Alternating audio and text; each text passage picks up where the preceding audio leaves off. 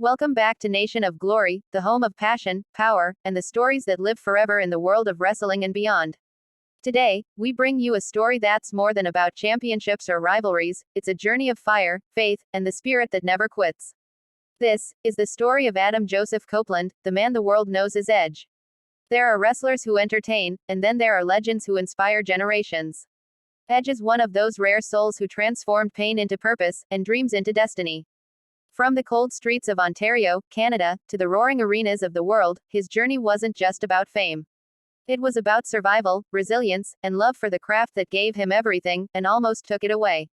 Let's rewind, long before the lights, before the crowds, before the roar of, "You think you know me." In the small town of Orangeville, Ontario, a young boy dreamed in silence.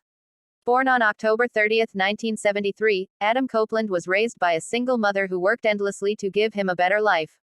There was no silver spoon, no shortcuts, no famous family name. Just two hearts, a mother and her son, fighting against the odds. She worked two jobs so Adam could chase his dream, even when that dream seemed impossible. As a kid, he was obsessed with wrestling. He'd watch Hulk Hogan, Bret Hart, and Macho Man Randy Savage with eyes full of wonder. But this wasn't just fandom, it was destiny forming in silence. He'd cut promos in front of his mirror, imagining the crowd, the ring, the spotlight. His mom didn't just believe in him, she became his backbone, his coach, his reason to never give up. Then, at 17, fate handed him a chance, a local essay contest for a free scholarship to a wrestling school. Most teenagers would have seen it as a fantasy. But not Adam. He wrote from his heart about what wrestling meant to him, not fame, not money, but the dream to tell stories that touch people's souls. He won that contest. That essay was the first step of a journey that would define him forever. Under the tough mentorship of Sweet Daddy Sicky and Ron Hutchison, Adam trained in a small Toronto gym, not glamorous, not easy, but sacred ground for dreams in the making. Every bump, every bruise was a step closer to something greater. He wrestled under names like Sexton Hardcastle in small independent shows, making barely enough to eat. But he didn't care. For him, just stepping inside the ring was everything. Then came 1998, the world would finally meet Edge. When WWE brought him in, they didn't know they had just signed one of the most iconic characters in history. Edge debuted as a mysterious figure emerging from the shadows of the crowd. He didn't talk much, he didn't need to.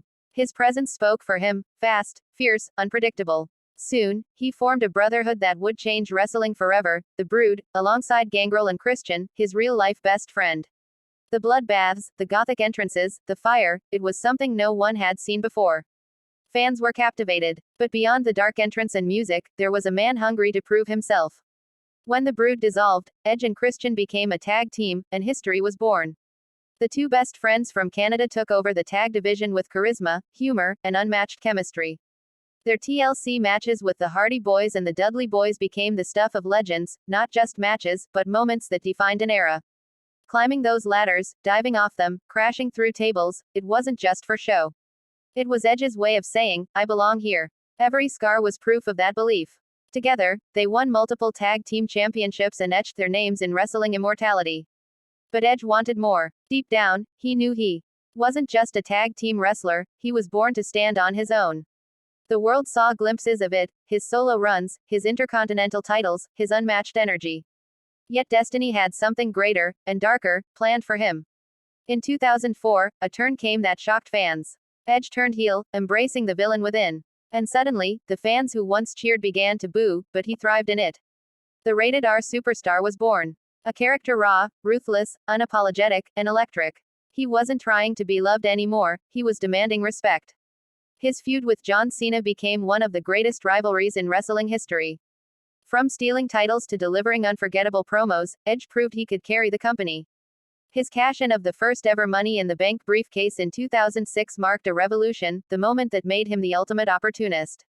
But behind that superstar was a man paying a heavy price. Years of ladder matches, table crashes, and neck injuries began to take their toll. His passion burned so bright, it was burning his body from the inside. Yet, he never slowed down. He won world titles, main-evented WrestleMania, and became one of the most decorated champions in history. Then came 2011, the heartbreak year. After a routine medical check, doctors gave him the words no wrestler ever wants to hear: "If you take one more bump, you could be paralyzed." Just like that, the dream ended. At 37, Edge was forced to retire. The man who gave his body, his soul, and his blood to wrestling had to walk away, not because he wanted to, but because he had to. His farewell speech was raw, real, and full of emotion. As tears rolled down his face, the crowd rose in one of the most emotional farewells in WWE history. For 9 years, Edge stayed away from the ring. But not from life. He found peace in acting, appearing in TV shows like Haven and Vikings. He spent time with his family, with Beth Phoenix, his wife and fellow Hall of Famer, and their daughters, Lyric and Ruby.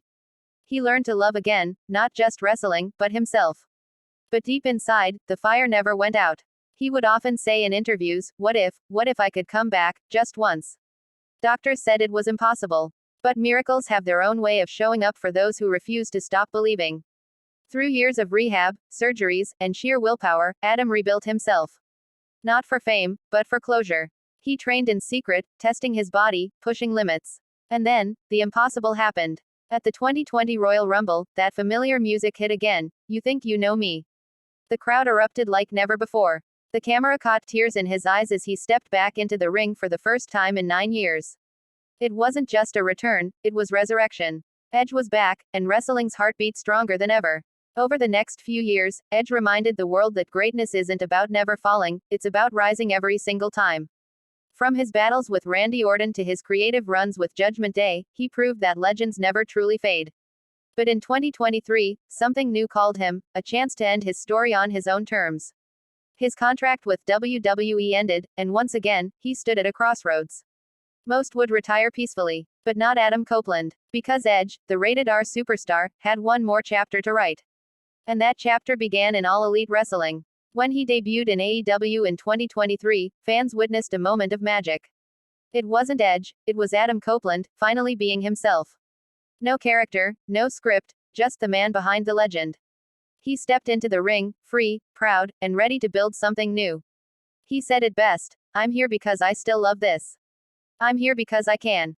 Today, Adam Copeland continues to inspire a new generation, not by being perfect, but by being real.